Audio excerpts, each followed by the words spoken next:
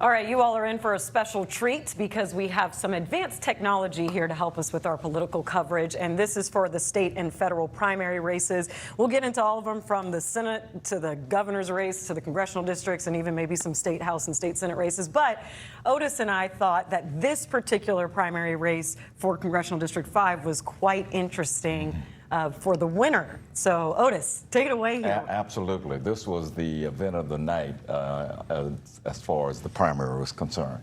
Charlie Hatcher defeating the incumbent, Andy Ogles, pretty handily in my view. And that sets up an interesting dynamic for November. It's going to be real tough now, tougher for Democrats to take this seat as a result of that. Hatcher has really no negatives that have come out so far, and Ogles had a ton of negatives.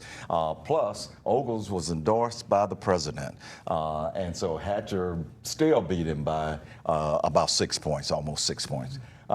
This was a good race for Republicans to get Hatcher into the November election. Absolutely. You talk about endorsements, so Scott, I want to toss it to you here because Ogles did have President Trump's endorsement, but Hatcher had Governor Bill Lee's endorsement. So are we seeing here where the national influence didn't quite trump the state influence here? I think it was really more of Ogles' baggage that he had.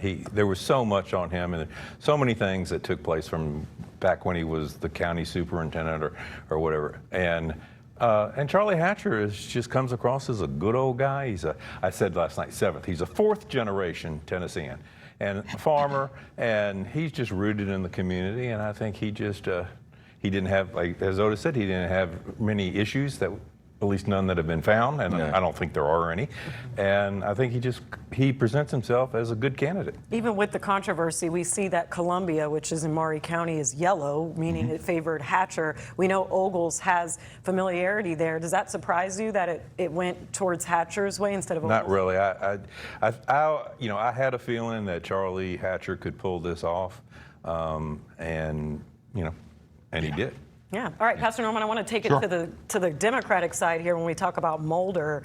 And he won, obviously, for the Democratic primary on this side. But to Otis's point, is this a harder battle now that Hatcher is in play? Well, certainly it's a harder battle because Ogles was a weaker candidate. We wanted Ogles to win on the Democratic side so that Chaz Mulder would have someone that he could really go in and put up the dukes with. Unfortunately, we saw Hatcher come forth, and again, I think it was the Bill Lee effect that got behind him to push him over the top. Chaz can still win this race, though. Big Memphis is a part of this, and that's going to make a huge difference in this district. It's going to push him. Now, all of these voters, we need to see all of the Cooper Suttons and the Hurleys get behind Mulder and push those candidates in that direction.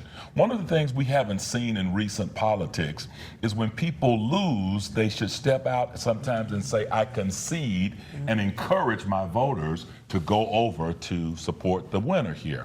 We need to see more of that in order for Chaz to win. Okay, so we did talk about this one. Is there another particular race? I know the governor's race, we're seeing 2 women now front runners, and that's historic.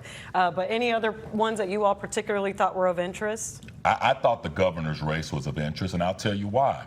I see 43%, which does not say an overwhelming mandate from the Republican Party. That's right. We didn't see a 50% threshold. We didn't see a 52% winner here. That's right. In previous races, matter of fact, we see more people combined against the winner in the 2 races beneath her than we do for the winner. So I think what we got was a Senator Blackburn, who's going to obviously go in as the lead candidate in a red state. I don't ever want to concede it.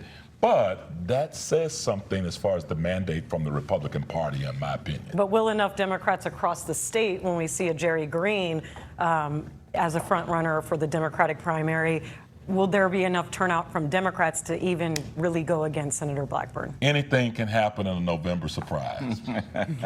Another big one, District 9, which now it will be a Taylor versus Pearson. These 2 were front runners in their primaries, but let's talk about Pearson a little bit, especially with London Lamar. Did we think London Lamar was going to fall so short? Well, I thought that she would put up a good fight early on, but the energy was just with Justin Pearson. And he's getting a lot of the national attention. I predict that of all the races in Tennessee for November, this one will get most of the national attention. I think Pearson will get a lot of national money as a result of that, and this was going to be a tough fight. 2 quick points. I agree with you on Pearson. The energy with London Lamar with respect to the passing of her grandmother in the course of the last week was hard to overcome, and it was very hard. She ran a good race. You have not seen the last of London Lamar, though, in local politics. Outside of the State House, I believe that she will show up again in local politics here in the city and could be even on the national level. Okay. Well, I want you to go to the Republican primary. All right. Let me know. Yeah. So there we go. I think Brent Taylor is on a roll. He's got momentum with him, and I think he has been licking his chops that he could get Justin Pearson, and I think he's ready.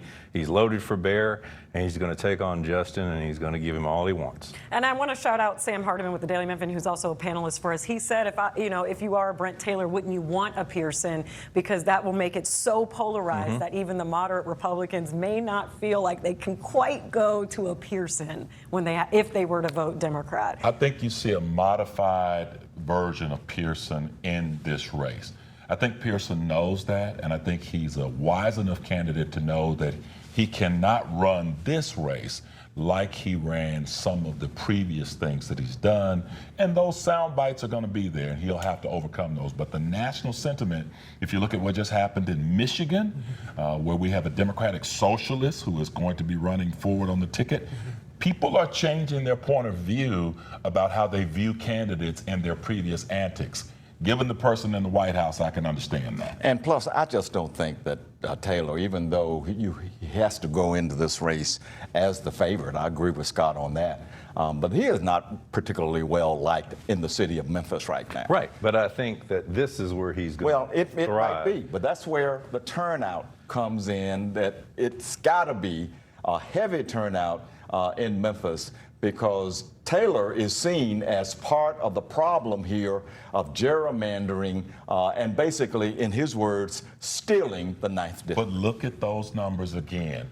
46.3% of the people did not want him. That's right. Only 46% voted for him. So more were against him than for him. But in this case, they may have a choice later. I don't think it was like the Todd Warner votes. I don't think that was a mandate against Taylor. I think Todd Warner is from this area. He's a state rep, and people just wanted to support him. And I think that those votes, now that Taylor is the nominee, that they'll transfer to Brent. Let me give you a quick political soundbite. Everybody who doesn't vote for you is against you. All right, on that note, we are going to talk about what's ahead, and this will continue to be in the topic on our third segment. So stick around. We'll be right back.